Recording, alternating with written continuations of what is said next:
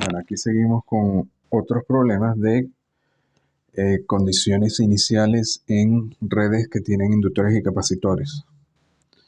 En este caso nos dicen el circuito que se muestra, una fuente de 10 voltios se conecta al circuito, se supone que la fuente ha estado conectada durante largo tiempo y todas las variables en el circuito han alcanzado un valor constante de estado estable en t igual a 0 menos.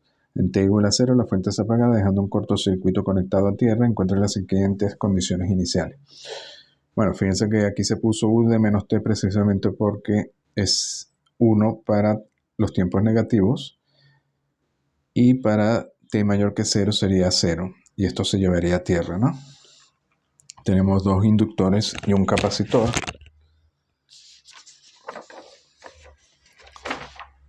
Bueno, aquí nos dicen, primero vemos el estado estacionario.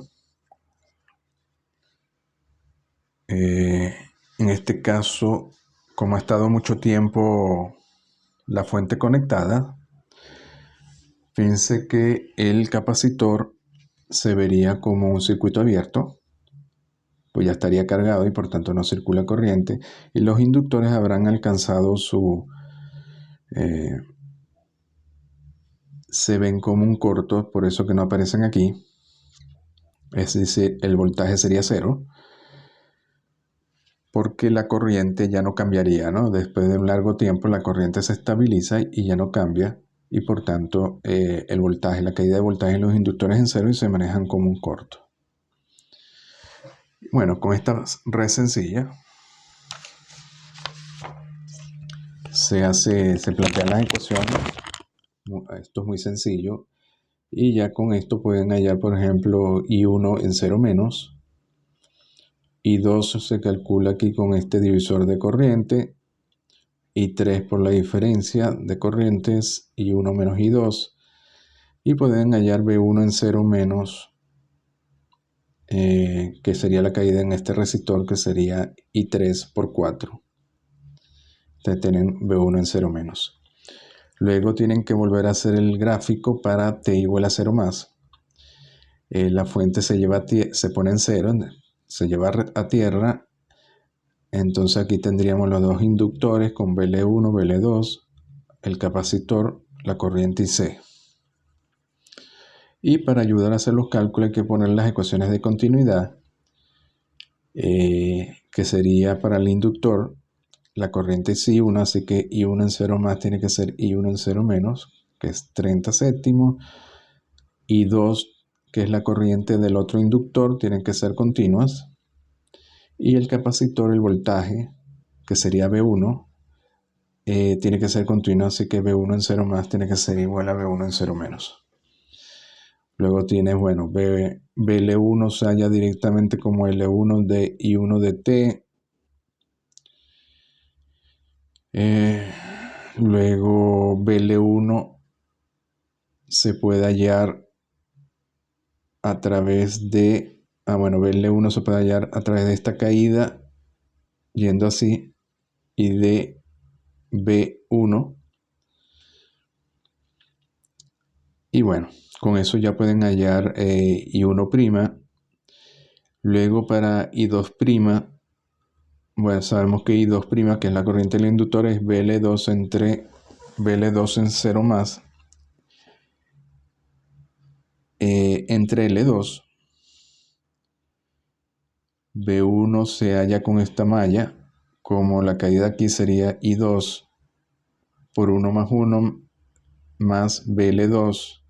Y bueno, hallan BL2 y con eso pueden hallar I2'. Y IC, luego faltaría B1' y IC en 0 más. IC se halla con C de B1 con respecto a T, sería C B1', y con eso pueden hallar B1'. Y para IC usan el nodo B1, que sería este nodo, y con esto pueden hallar IC en 0 más.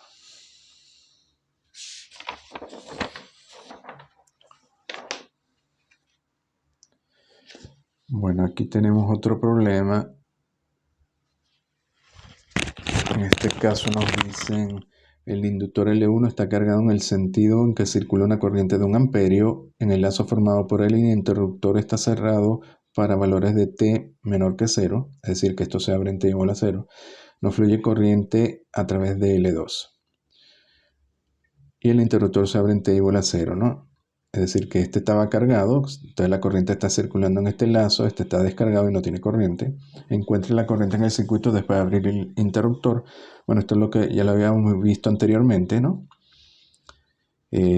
Sabemos que IL1 en 0 menos tiene que ser 1 con las fórmulas del flujo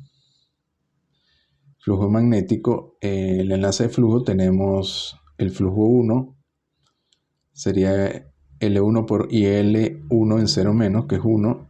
Nos quedaría entonces 2. Podemos calcular el flujo en 0 más, porque una vez que se abre, tenemos una nueva corriente que sería I. Entonces el flujo en 0 más sería L1 I en 0 más L2 I en 0 más. Y luego tendremos que el flujo en 0 menos tiene que ser igual al flujo en 0 más. Y con eso ya pueden hallar la corriente en 0 más, que es 1 medio. Es decir, pasó de 1 a 1 medio. Bueno, aquí más o menos es lógico porque los dos son iguales. L1 es 2, L2 es 2 Henry. Si había una corriente de 1, bueno, la corriente final da 1 medio. Luego nos dicen la energía almacenada en L1 antes del interruptor, antes que se abra, es simplemente 1 medio L1 por la corriente que había aquí al cuadrado, que era IL1, nos da 1 joule. Y luego la energía total almacenada en L1 y L2 después de abrir el interruptor, explique la diferencia de valores entre B y C. Bueno, aquí entonces la energía de esta y este sería 1 medio L1 por la corriente común al cuadrado más 1 medio L2 y cuadrado, y resulta que nos da 0,5. Es decir, que la energía pasó de 1 joule a 0,5.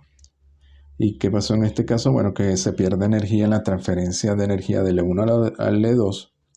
Cuando el E1 le transfiere parte de su energía a través de los campos magnéticos, se pierde parte de la energía.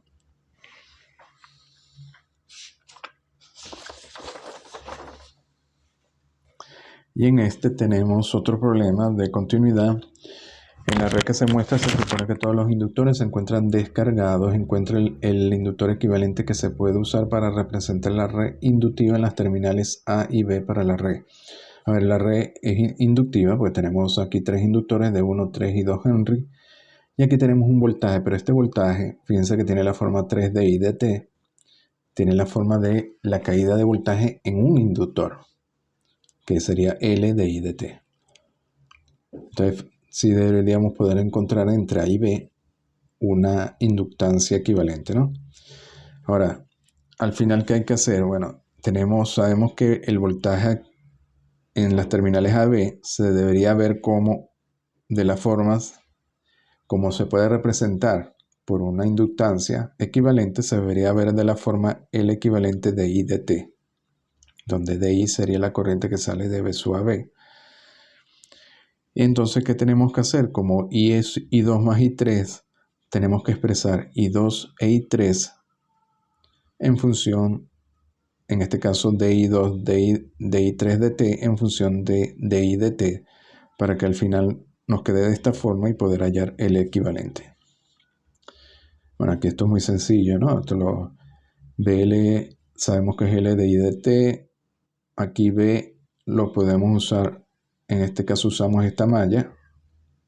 Sería esta caída en el inductor 3 de I y 3 de T más este voltaje.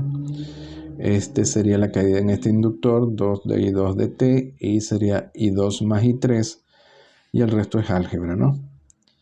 Despejan de I3 de T en función de I de T, luego despejan de I2 de T en función de I de T, y luego, como I es la suma de estas dos, lo suman y queda B sub a B en función de I de T. Nos quedaría de esta forma y por tanto la inductancia equivalente tiene que ser este factor 17 entre 5 henrys. Bueno, es bastante sencillo. Bueno, seguimos entonces en el próximo vídeo